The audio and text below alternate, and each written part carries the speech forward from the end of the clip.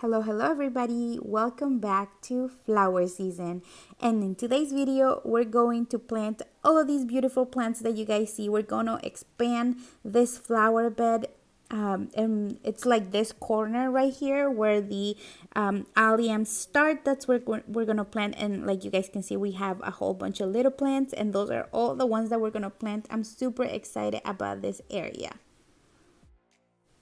So like you guys can see right now, we just have grass, and I thought that connecting the two flower beds is gonna look so much better from, from this area and where we have the roses to the other corner. So we're gonna use all the existing bricks, and we don't do anything special whenever we lay this kind of bricks.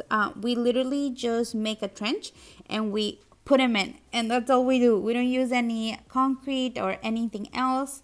From time to time we do have to you know fix them a little bit because they'll move, but we don't mind. So, if you want it to be more permanent, then you can go ahead and use concrete, something like that, so they don't move at all. We don't really mind it. So, and then I'm always changing my mind. So maybe, I don't know, maybe one day I'll want Carlos to change them to something else.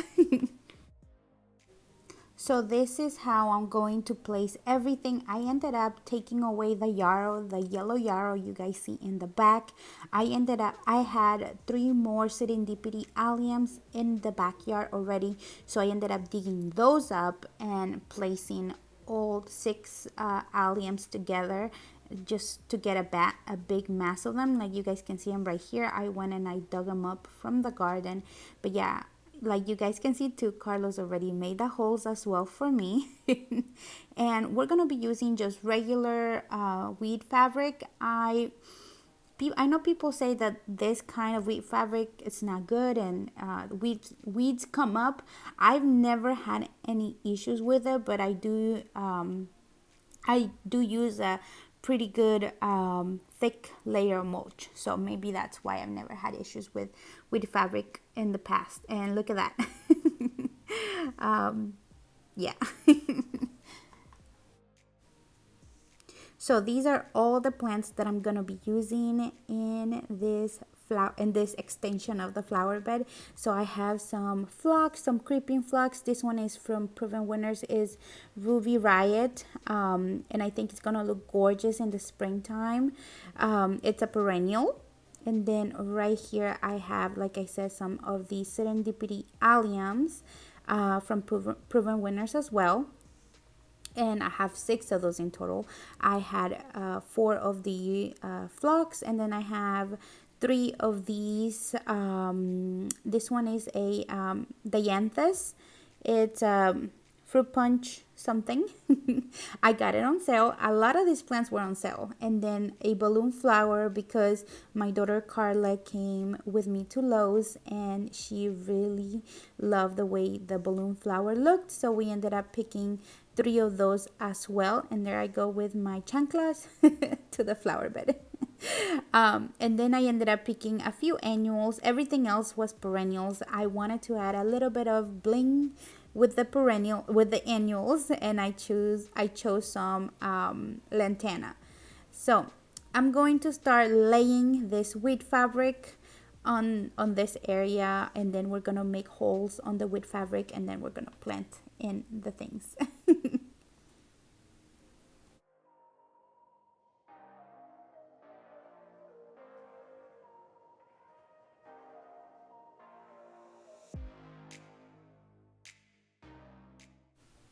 And then, like I told you guys, I'm just going to use my pruners, and I'm gonna make little holes. And yeah, super easy, super simple. Yeah.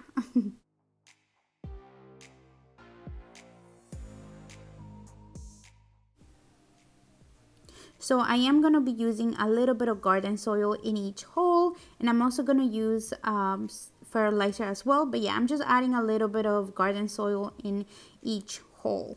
But yeah, oh my gosh, I think this flower bed is gonna turn out super pretty because I'm gonna have full sun, perennials in the front, like you guys can see, like the front part of the flower bed gets a lot of sun, and then in the back I'm gonna have shade, which I think that's beautiful whenever you can mix shade perennials or annuals, or shade plants with sun with full sun plants. So for my fertilizer, I'm using rose tone. That's the only fertilizer I've been buying lately, just rose tone, and that's what I'm using on every single thing that I plant. And it has the biotone formula as well, so it's gonna help with the root system as well. So yep.